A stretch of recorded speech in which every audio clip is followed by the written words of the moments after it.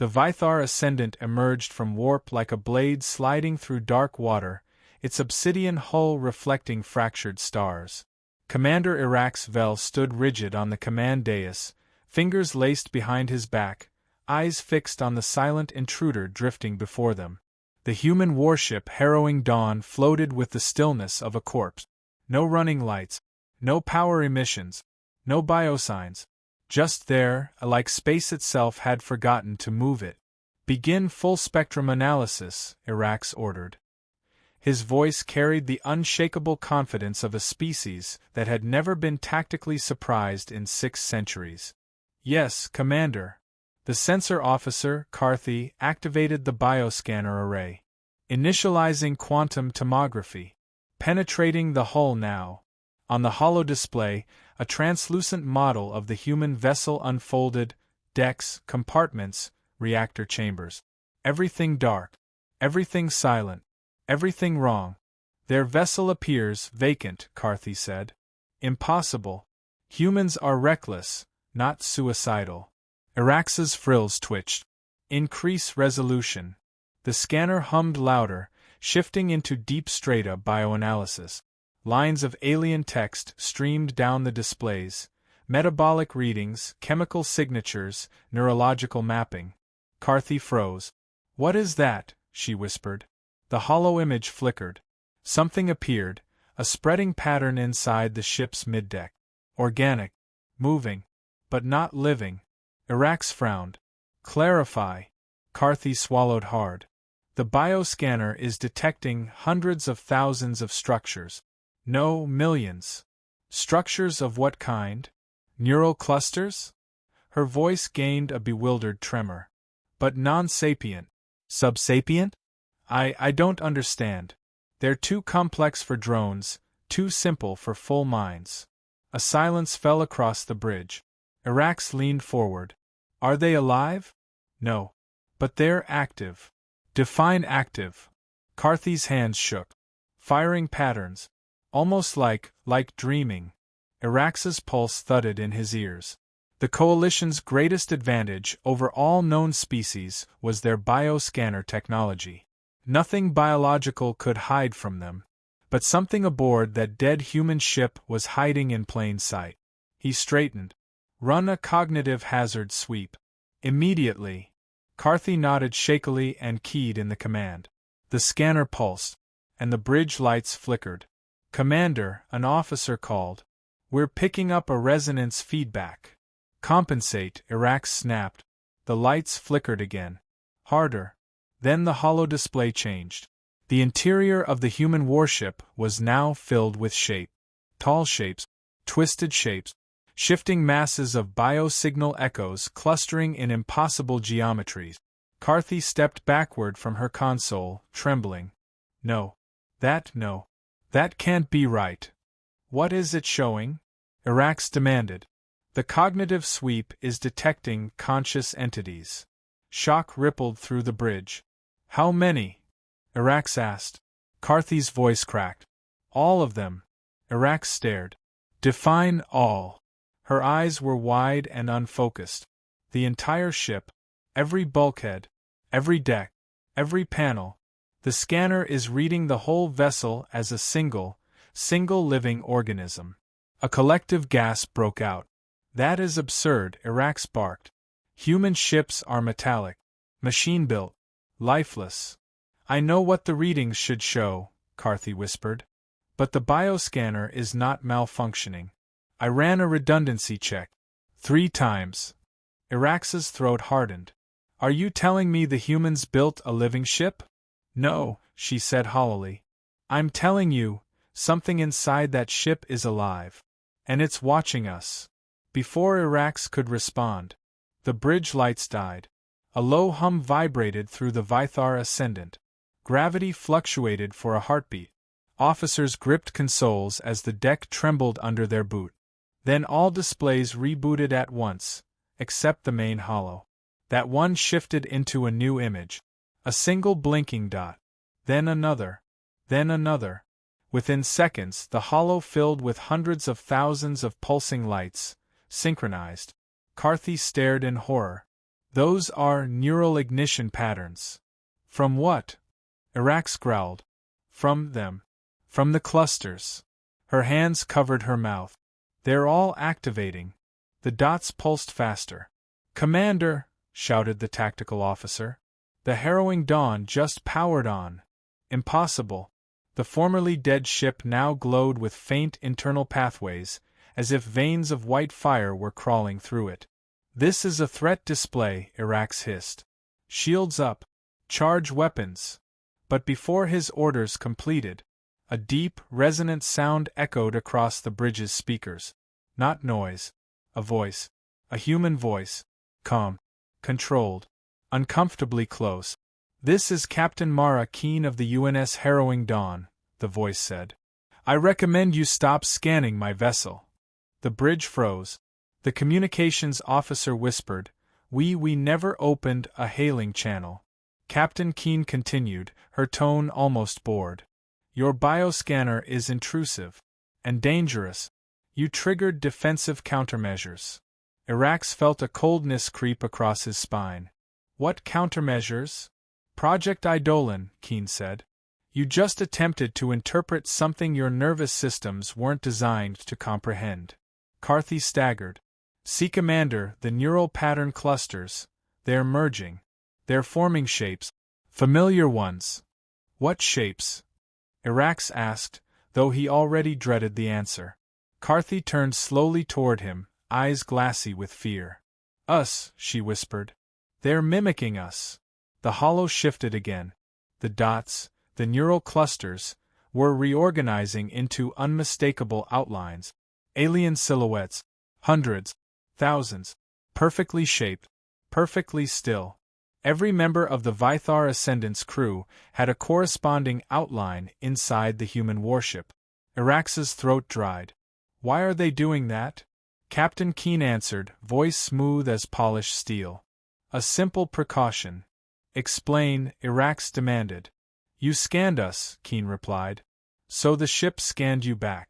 The Harrowing Dawn now has a complete neural and biomorphic map of every crew member aboard your flagship. A murmur of panic rippled across the bridge. Keen continued. If we are attacked, Project Eidolon will trigger an equivalent response matched to your cognitive signatures. Irax's frills tightened in horror. Equivalent in what way? In the way your species fears most. Silence. A long, suffocating silence. Then Keen spoke again, quietly, almost kindly. Next time, Commander, just knock. The connection cut. The hollow went dark. Irax stood frozen, unable to form words. Carthy whispered. Commander, what did we just see? Irax swallowed painfully. A nightmare, he murmured. One designed by humans. The bridge of the Vythar Ascendant still reeked of static and adrenaline. Officers huddled around consoles, some trembling, others frozen, staring at blank hollow displays as though the human ship itself had reached into their minds and paralyzed them. Commander Irax Vel's claws dug into the railing behind him. The calm certainty he had always relied upon evaporated in the wake of what they had just witnessed. Report, he barked, voice rougher than he intended. Carthy, the sensor officer, barely raised her head. Sir, the neural clusters inside the Harrowing Dawn are evolving. The initial mapping has expanded. They're integrating with each other, forming a network. It's impossible, Irax spat. They're not sapient. How can a ship of humans, metal and circuits, create a cognitive network that grows like a living organism? They're not humans, Carthy said, voice trembling. At least, not entirely. It's a projection. A replication of our own neural patterns combined with something else. Something foreign. Something ancient, somehow. Irax narrowed his eyes. Explain. She hesitated, then pointed at the holodisplay. The patterns are not random. They are predictive. They anticipate every move, every thought, every countermeasure we might deploy. And the more we scan, the more detailed the predictions become. Adaptive, Irax muttered. His eyes flicked to the tactical display. Weapons offline. Shields fluctuating. What else? Carthy swallowed hard. The ship is affecting us. Our thought patterns. The cognitive feedback. It's like it's reading us. A collective shudder ran through the bridge crew. Even the veteran officers felt the prickling sensation of their own minds being dissected, mirrored, and catalogued. From the silence, another voice emerged, calm and measured. The human voice of Captain Mara Keen again, though no comms channel was active. "Commander Vell, you are panicking." Irax froze, then barked, "Where are you transmitting from? We have no active channels." Keen's voice remained casual. "I am everywhere the ship needs me to be. Every deck, every system, every sensor you have deployed. You see only what I allow. You understand nothing of what you are seeing, yet it terrifies you. That is the point." The bridge crew recoiled. "Point?" Carthy whispered. "Yes," Keen replied. "Human defensive doctrine relies on understanding the enemy more than brute strength.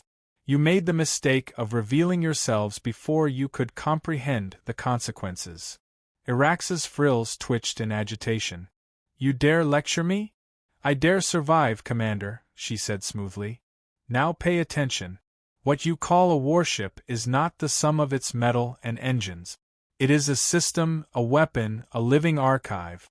You scanned the harrowing dawn and triggered a defensive response you were never meant to encounter. And now," her voice lowered almost imperceptibly, like a whisper inside their skulls, "you are part of it."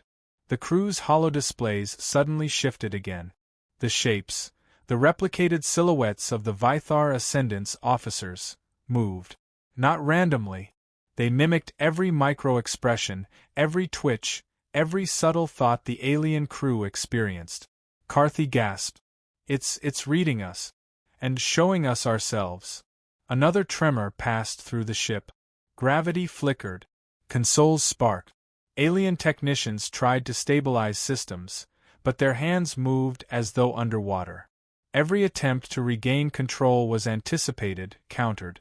"Commander," a junior officer stammered. "Our scanners, they're failing. It's not just interference. The ship is learning." Irax finished for him. He felt bile rise in his throat. The full weight of the situation pressed on him. The humans had weaponized something beyond comprehension, not just firepower but cognition, perception, and fear itself.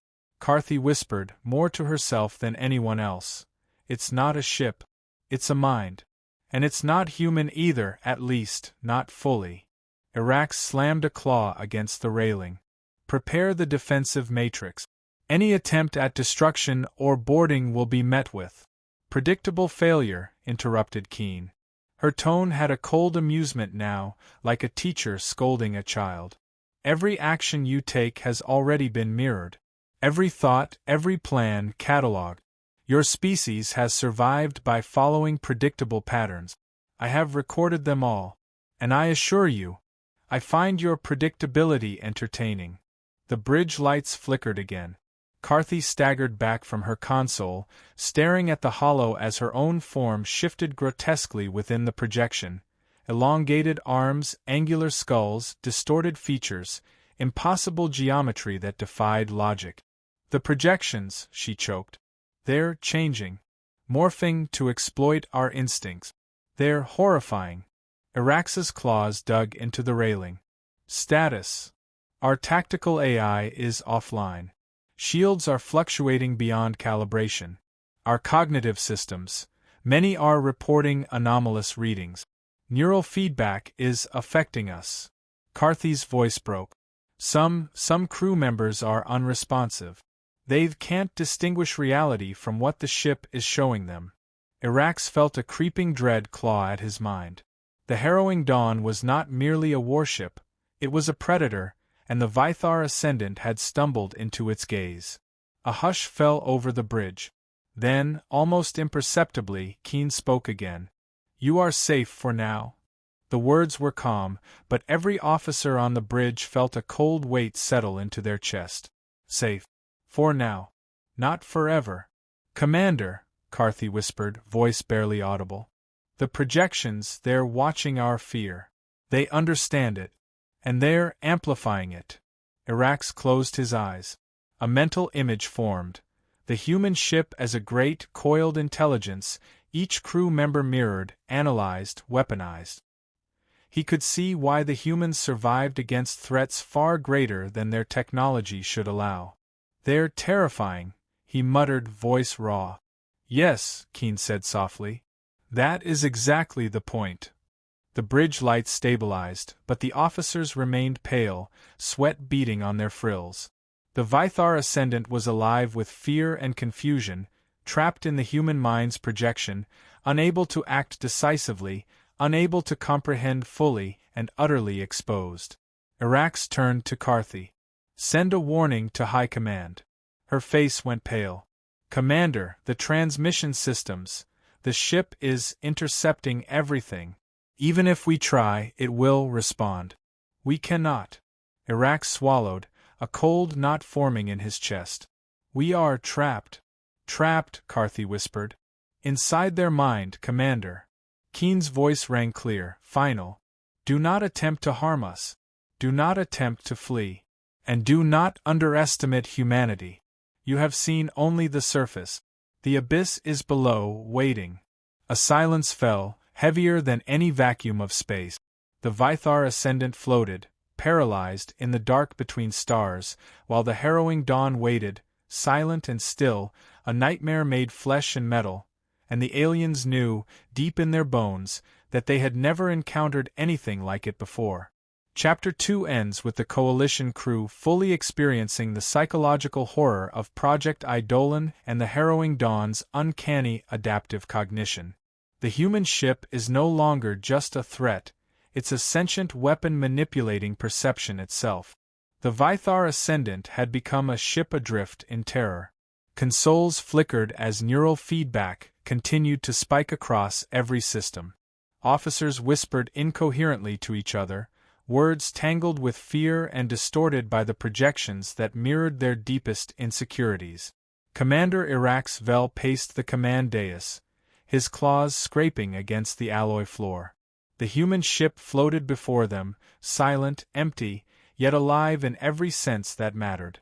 He had faced horrors before, but nothing had prepared him for this. Carthy, leaning against a console for support, murmured, "It's everywhere. We cannot isolate it.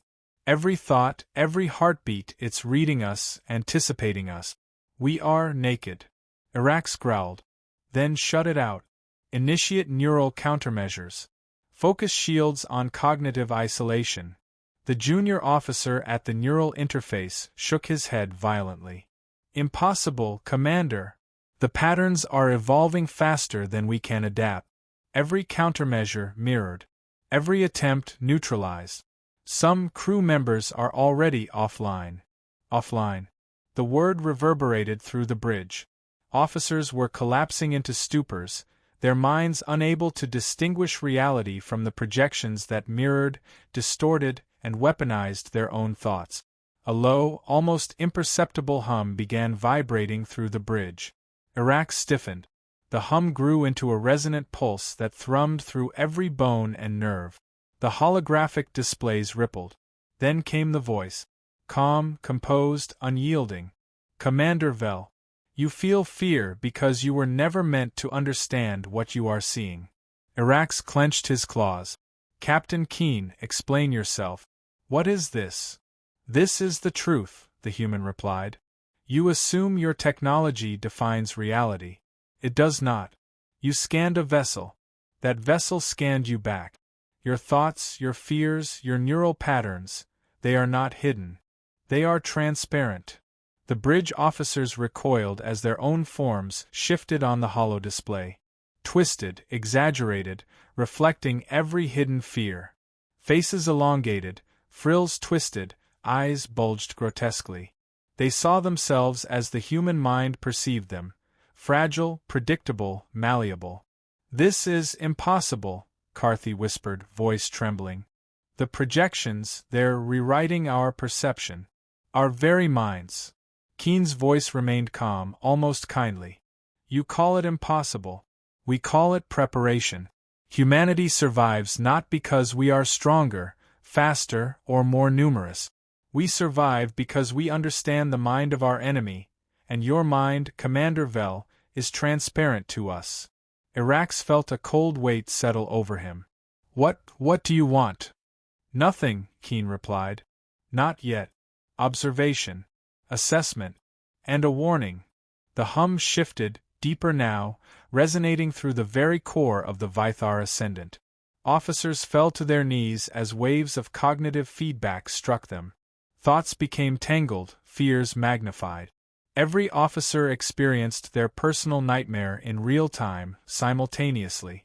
One officer screamed, a high-pitched, alien wail that echoed through the hull. Another tried to pull away from her console only to find her limbs immovable, trapped in the projection of her own worst fears. Carthy's hands shook as she tried to regain control. Commander, the ship, it's anticipating us, Irax finished. He clenched his jaw. It knows our strategies, our training, even our instincts.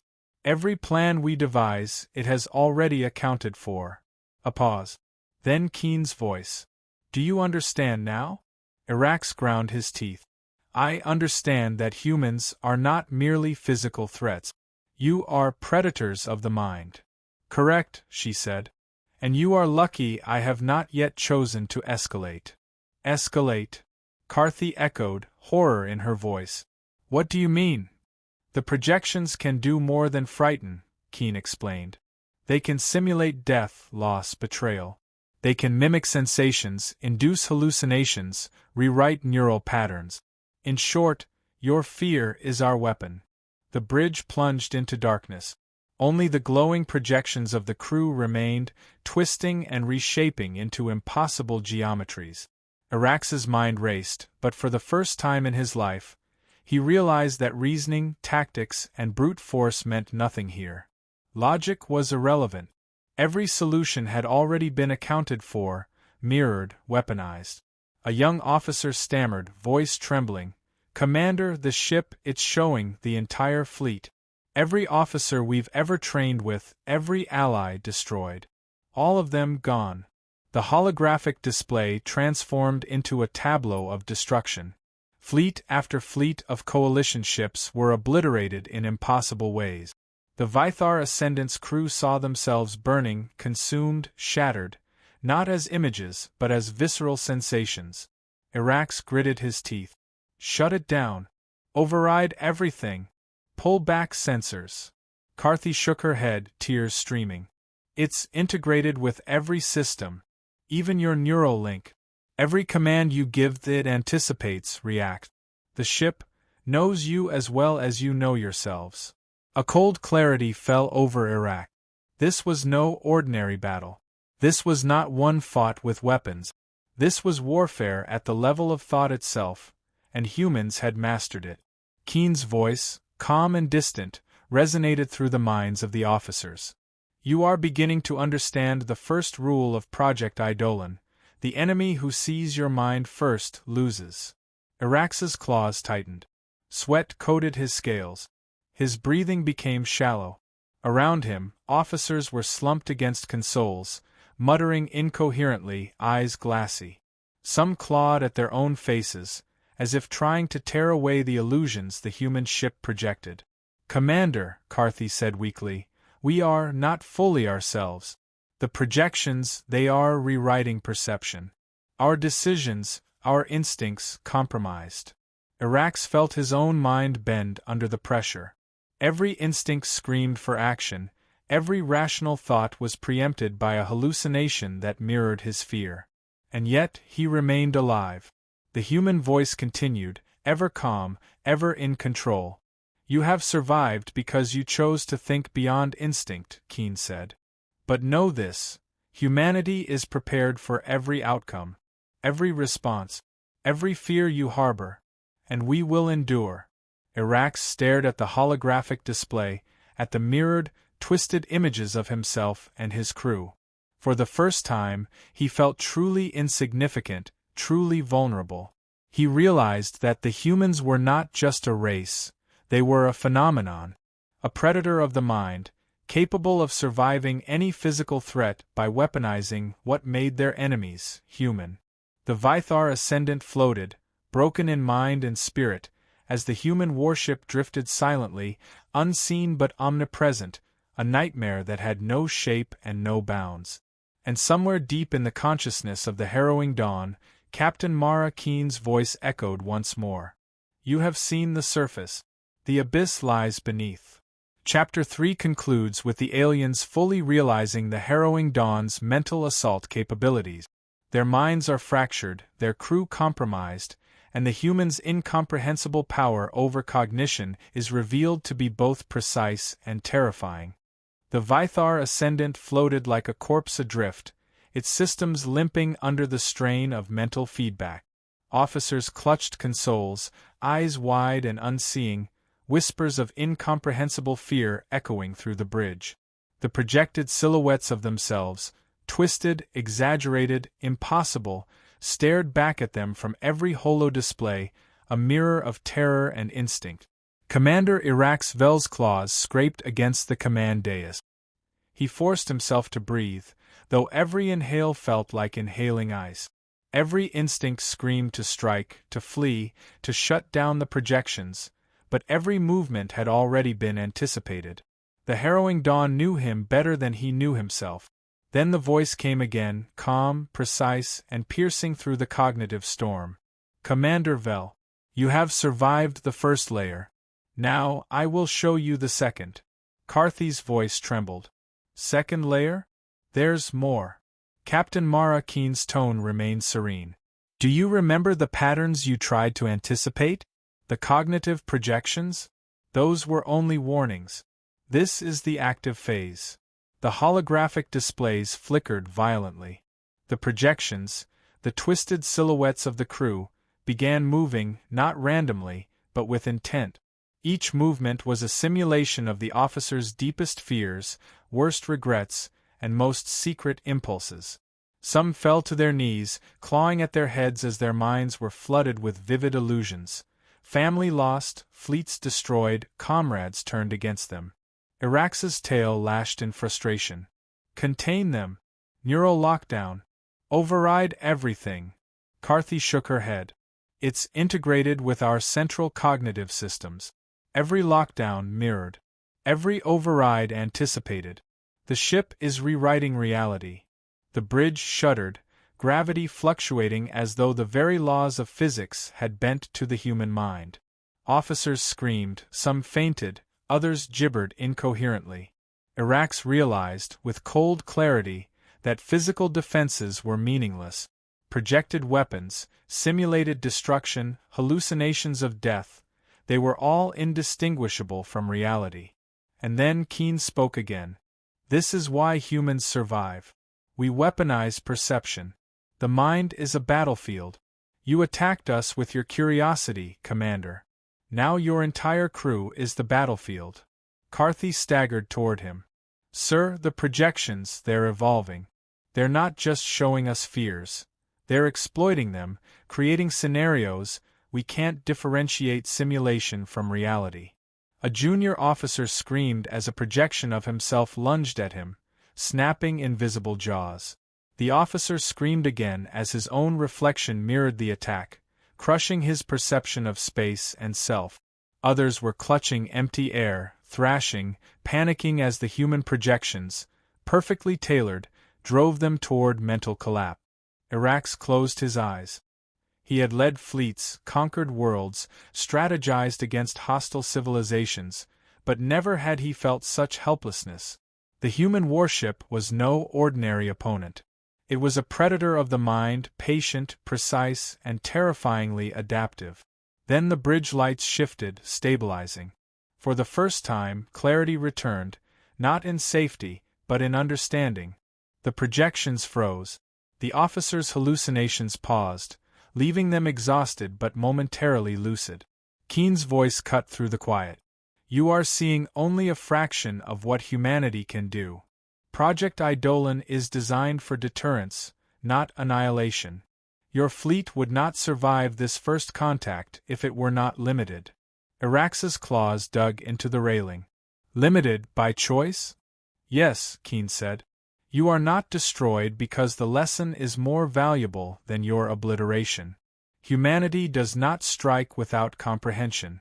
But you must understand what you faced. The holographic displays shifted again. This time, they showed the harrowing dawn in internal schematics, revealing the true scope of the network within. Neural clusters stretched across decks, linking living systems with engineered conduit. Patterns pulsed, adaptive, anticipating threats before they materialized. Carthy gasped. The entire ship is a single intelligence. Keen's voice was calm, almost proud. Correct. Harrowing Dawn is not a vessel in the conventional sense. It is a living archive, a cognitive fortress, a weapon of perception. You scanned us. Now you know why the human mind is unmatched in adaptability. Arax's mind raced. You weaponize thought itself. Exactly, she said. We do not simply fight with metal and energy. We fight with understanding, with anticipation, with fear and, if necessary, with the illusions of inevitability. The hollow projections of the Vythar Ascendant's crew shifted once more. Now they showed simulations of their homeworlds, fleets and command structures, destroyed, dismantled, or corrupted. Every officer experienced the potential consequences of defiance, yet none had been harmed physically. Carthy whispered, voice trembling. It's perfect. It's terrifying. Keen continued. You are alive because I chose observation, not eradication. But know this. Humans are not bound by conventional morality, nor by predictable strategies.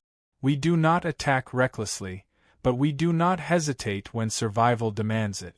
And every species that underestimates us learns this lesson too late. Arax swallowed hard. He realized the truth in her words. Physical might, fleets, and tactics, all irrelevant against a species that could weaponize thought and perception. Humanity had evolved not only for survival but for psychological dominance. The Vythar Ascendant floated in silence. Officers were shaken, exhausted, and broken in spirit. The human warship remained still, silent, but every system, every deck, every neural cluster had observed, catalogued, and understood. Keen's voice echoed one final time. You have seen the surface. The abyss lies beneath. Choose your next move carefully, Commander Vel, for it will define the future of your species in this region of space. The hollow display went dark. The human warship drifted silently once more, a phantom in the void, leaving the coalition crew to grapple with the reality that humanity was no longer just a rival, it was an incomprehensible force, both brilliant and terrifying, capable of survival, defense, and victory in ways that the galaxy had never imagined. Arax's claws curled around the railing. Sweat ran down his frills. His officers whispered incoherently, struggling to reconcile perception with reality. One truth had become undeniable. The humans had shown them a power beyond their comprehension, a horror that transcended weapons, fleets, and even logic itself. And somewhere in the distance, the harrowing dawn waited, silent, patient, and entirely alive. The Vythar Ascendant floated in the dark void, hull intact but bridge minds fractured. Officers slumped against consoles, whispering incoherently, haunted by images of fleets destroyed, homeworlds obliterated, and themselves twisted into grotesque forms. Commander Irax Vel stared at the empty space where the harrowing dawn drifted silently, its hull dark, impenetrable, and yet unmistakably alive. Commander, Carthy's trembling voice broke through the fog. We survived.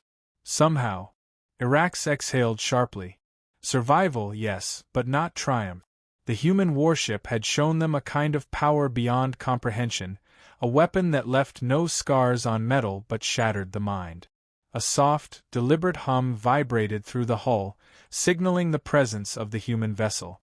And then Captain Mara Keen's voice, calm and unwavering, spoke directly into their consciousness. Commander Vel, your species has learned a valuable lesson today. Irax's claws clenched. Lesson? You've shown us terror beyond imagination, but tell me, what do you want? Keen's tone was almost conversational. I want understanding. Humanity survives by knowing our enemy, by anticipating every threat, by understanding fear itself. You approached us with curiosity and arrogance. You scanned what you could not comprehend. That was your mistake. The hollow displays flickered. This time, the projections were different. The alien silhouettes were intact, calm, even relaxed. The worst simulations had ceased. The officers' expressions were weary but unbroken in a real sense. Carthy swallowed. It's letting us see ourselves normally again? Yes, Keen replied. But only because you have not yet attacked. You may leave, Commander. But remember what you have witnessed. Humanity is patient, adaptive, and relentless. We do not fight for glory. We fight to survive, and to teach the galaxy the cost of underestimating us. Irax felt the weight of her words settle deep in his chest. Every fleet maneuver, every strategic protocol, every cognitive safeguard, they were meaningless against an enemy that could weaponize thought itself. Humanity did not merely fight, they made the mind the battlefield. Are you going to follow us? He asked cautiously. No, Keen said. We are not hunters in this moment. We are observers. But know this, the next time humanity engages, you will not see us coming. By then, we will know you, and you will be powerless against what you do not understand. The harrowing dawn's lights flickered once, a signal almost like a wink across the void. Then, as if a switch had been thrown, the human warship powered down its visible systems, slipping into a ghostly silence. Irax exhaled heavily. The crew shuffled, still pale, still trembling. The bridge of the Vythar Ascendant was physically intact, but the psychological imprint of Project Eidolon lingered in every mind. Officers avoided each other's gaze, haunted by what they had seen, and by what they now knew humans were capable of. Commander, Carthy's voice was barely above a whisper. We can't report this as a normal encounter. No one will believe what happened here. Irax nodded slowly. They will not. And even if they do, the galaxy will not understand. Humanity has become a different kind of power. One we cannot fight conventionally. A silence filled the bridge. No one spoke. Every officer was replaying the encounter in their minds, the horrors, the impossibilities, the cruel genius of the humans. Finally, Irax spoke, voice low and measured. We leave this system. We report minimal engagement. The harrowing dawn will remain a ghost in the void, unseen but understood. Humanity has marked its presence, and we have learned to fear what we do not understand. The crew obeyed silently. Engines ignited, the Vythar Ascendant drifted backward, away from the human warship, leaving the harrowing dawn in the silence of space. As the distance grew, the mental pressure began to ease, but never fully. The memory of the projections, the mirrored fears, and the sheer scale of humanity's cognitive weapon remained. Irax closed his eyes and thought. They fought without conventional weapons. They fought with thought, fear, and understanding. And they won without a single shot fired. Captain Keen's voice echoed faintly one last time, carried by the lingering psychic imprint. Humans are not merely a species, Commander Vel. We are a phenomenon. Do not forget this. Do not underestimate us. The galaxy is learning what it means to face humanity. And some lessons are fatal to those who ignore them. The Vythar Ascendant continued its retreat, hull intact, crew alive but forever changed. The harrowing dawn remained, a ghostly silhouette against the starlight, silent, patient, and utterly unreadable. In that quiet moment, Irax realized the full truth. Humanity had transcended conventional warfare. They had weaponized thought itself, turned the mind into a battlefield, and revealed that even the most advanced fleets could be rendered helpless without firing a single shot. And somewhere aboard the human warship, Captain Mara Keen watched and waited, knowing the galaxy had glimpsed a horror beyond comprehension, and that humanity would endure, always one step beyond what any other species could imagine. The abyss indeed lay beneath, and humanity stood unshaken above it.